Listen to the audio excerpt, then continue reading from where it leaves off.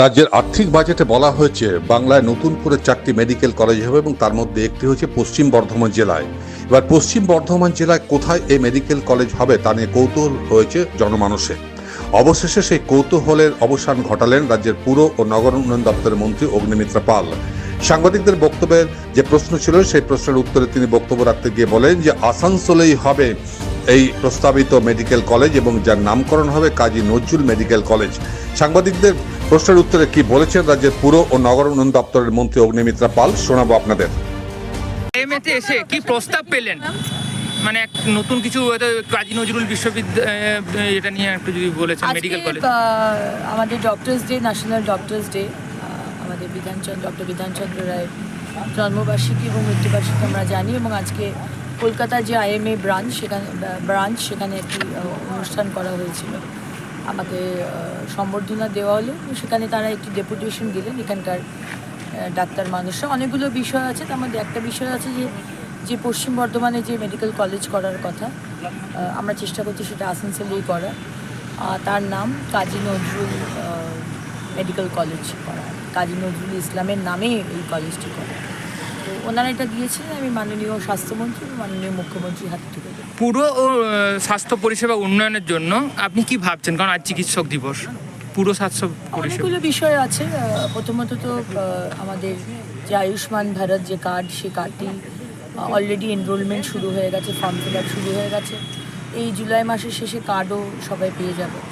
তো সেই আমাদের স্বাস্থ্য পরিষেবাটা প্রত্যেকটা মানে পণ্ডিত দীনদয়াল উপাধ্যায়জি যেটা বলেছিলেন যে সমাজের অন্তিম শ্রেণীর যে মানুষ তার কাছেও যেন সুবিধে পৌঁছে, এবং সেটাই মাননীয় প্রধানমন্ত্রী সবসময় করার চেষ্টা করেছেন।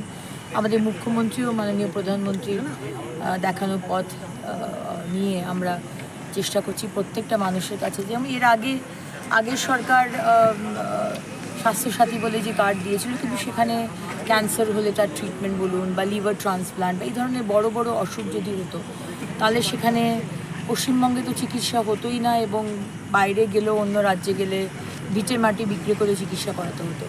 আজকে সেটা আর হবে না, 5 লক্ষ টাকার বিনামূল্যে চিকিৎসা আজকে মানুষ পাবেন। তো সেটা একটা বড় সুবিধে।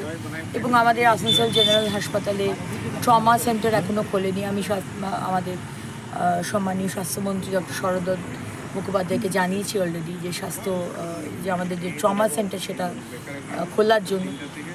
ডাক্তারও নেই, ইনফ্রাস্ট্রাকচারও নেই, হ্যাঁ জায়গা আছে, কিন্তু কোনো ব্যবস্থাপনা নেই। তো সেটা আমরা লাস্ট রোগী কল্যাণ সমিতি যে মিটিং করেছিলাম, প্রায় 1 মাস হতে চললো।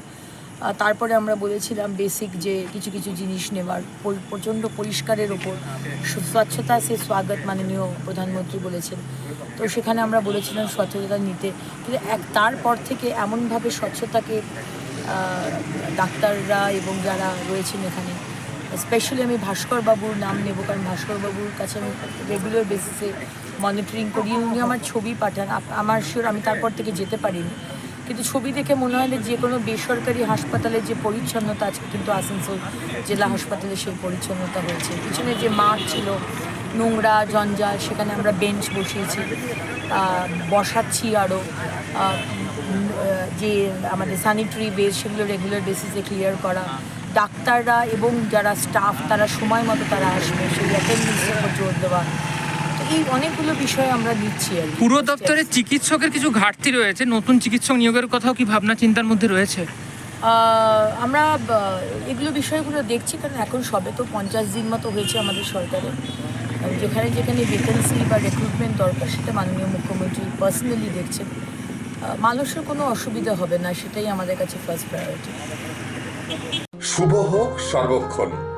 আসানসোল শিল্পাঞ্চলের শতাব্দী প্রাচীন অভিজাত বস্ত্র প্রতিষ্ঠান ঘাটি ক্লথ স্টোর এবং আধুনিক রুচিসম্পন্ন হালকা ও ভারী সোনা, রূপো এবং ডায়মন্ড গহনার প্রতিষ্ঠান ঘাটি jewels, 2022 GT road, Asansol. Mobile number 9734151700 and 83899 50456।